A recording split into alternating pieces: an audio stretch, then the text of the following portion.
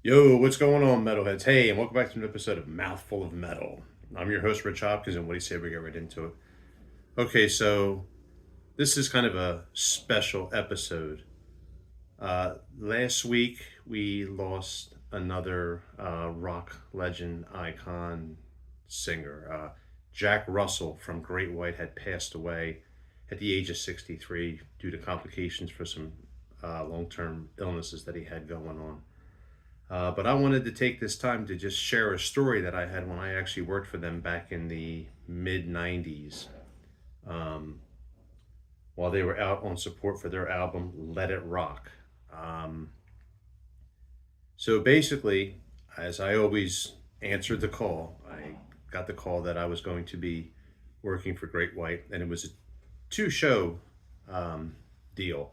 They were playing the Birch Hill one night, and then the following night they were playing a club up in Long Island called Tommy Knockers.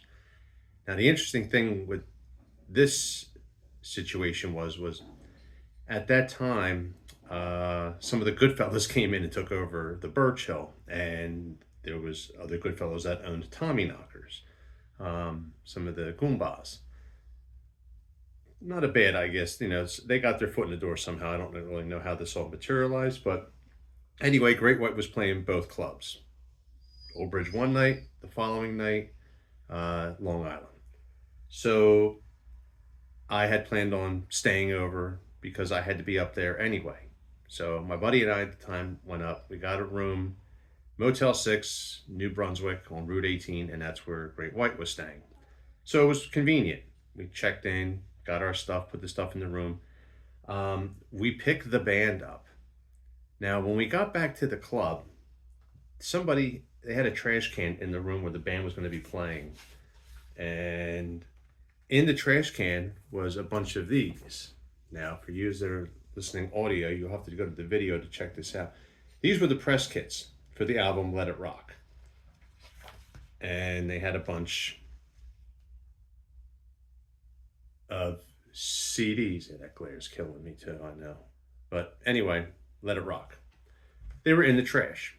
Well, I kind of dug them out, and me and my buddy Jeff at the time, we kind of divvied everything up, brought them home, handed them to people who we know. So here, check this out. It's a great CD. Because if they seen it, it would have been a bad career move if the band seen it. But anyway, we picked the band up at the hotel. I kind of jumped ahead, and we got back to um, the Bird Show, the club, and everybody was like, "Where's Jack?" We left Jack at the hotel. So I was just getting ready to walk out the door. The girl comes out from the office and she says, "Hey, you guys forgot the singer from the band." I said, "I know. We're going back and getting him now." But I have to say that I got the better end of the deal because when I got back to the hotel, I pulled around the cul-de-sac again. There's Jack standing there. He's got a smile on his face. He opens the door and he goes, "What's up? What's going on?" And he jumps in. I said, "I am so sorry. Just got caught up in the moment." He looks at me and he goes, "Hey man, shit happens. What are you going to do? It's all good. We're here now." Reason why I got the better end of the deal is because as we were going back to the Birch Hill, I told him, I said, "Listen, I caught you guys when you were on tour with Priest back in '84. Yeah, that was our first album, man. It was a great time. Oh man, we partied a lot with him." He told me about all the good times that he had with the band, with Priest. He was telling me how KK Downing was the chick magnet for everybody, in the band. Like, if you wanted women, you took KK with you because he had the blonde hair, blue eyes, he always wore the silver chains, chest exposed. He was that guy. And like Jack said, yeah, if you wanted a couple of girls, you took KK, and it was a guarantee, shoo-in. So anyway, go back. We finally got back to the club, and now this is a little back pocket information. When the manager, who also did sound for them, he was this Native American guy. His name was Lorenzo, big Indian dude, real cool. He started playing a song that I've never heard from or never heard of. Listen to me, from never heard of before, and it was from Jack Russell's "Shelter Me" solo album. The song's called 24/7. If you get a chance, check it out. It's a really cool tune. Here's what I thought was awesome. That's the song 24/7 Jack used to use to tune his vocals to the board for the PA for when he sang. because he said his vocals sounded so good on that song. The pitches were good, the high points, and Lorenzo would just dial it in on the board, and it was like boom, boom, boom. Now, Lorenzo also told me, he said, if I got to a club and I didn't have, or there was something missing, I would have Jack go up and actually get behind the mic and actually do it. Like, a vocal check, or they would do a couple of songs or just belt out a couple of notes. But the majority of the time, he would just use that one song, Shelter Me. No, 24/7 from the album Shelter Me. I'm getting tongue-tied here, sorry. And it would just work perfectly. So they played that night at the Birch Hill. A lot of people showed up. The concert got done. The bus takes the band back to the hotel. We follow in my van. We get to the hotel. And I'm thinking, okay, since we all got to be up early. No, that wasn't the case. This was the cool part. It was just my buddy Jeff and myself, the band, and Lorenzo hanging out on the side of the tour bus. The door was open. We could go in, sit in the lounge. They had the bunks. They had music playing. We were out there until maybe like 2:30, 3 o'clock in the morning. And then we had to get up by 6 to drive to Long Island, New York, to this club, Tommy Knockers. So that's what woke us up, because Jeff and I were sharing a room. I heard the bus going by. We jumped up, got showered up, boom, got in the van, took off, got our directions. Anyway, here's where it gets interesting. We get to this club up in Long Island. It's in like a strip mall on a 2-lane street in Long Island. Like city, like it was like in a town. So we go in the back, bus parks, we park, we walk in, and we're greeted with this guy. He's got jet black, like slick back hair. And his name was, and I'm not kidding you, Biatch Lamanna. Now, I don't know where this guy is today. I have no idea. But he ran the club. And he had on this black satin, like, baseball jacket. And on the back of it, it had a tractor trailer gravel truck. And it said Lamanna Trucking. I need not say any more on what we were dealing with here. Anyway, first thing, you guys want drinks? What do you need here? Give them what they want. Give them he was trying to like sell us the house. We didn't want for nothing that day. Anyway, bought the equipment in, set everything up. The band just kind of wanted to just chill out, see the sights. So it's around lunchtime, and our little entourage from the Birch Hill. I mean, there was 4 or 5 of us. So we're like, we want to go eat lunch, and he goes, "You go across the street." Sends us to a little Italian restaurant. Anyway, we walk in, and they sit us in the dining area. Well, the girl said, "Are you from around here?" And we're like, "No, but we're working at the club across the street." That changed everything. She went and told this one. The manager came over and he goes, "No, you need to come with us." We all get up. They took us into this private dining. And I'm not kidding you. We had a 4 to 5 course lunch meal. If that bill wasn't between $400 to $500, it wasn't anything. This dude, Biatch, paid for the whole thing. We had red pasta, white pasta, chicken parm, veal parm, spaghetti, bread, salad. I mean, the food just kept coming. Pencil points, vodka rigatoni. I couldn't even move when I got done. So anyway, we get back to the club and we're chilling out, and I'm thinking, all right, well, we're outside and having a cigarette, a beer. And it was an overcast day, but we're making the best of it, having a good time. All of a sudden, we go back into the club, and Lorenzo comes back in. And he goes, "We got a problem. Jack's voice is off. He can't do the show." And we're like, shit. Okay, now what do we do?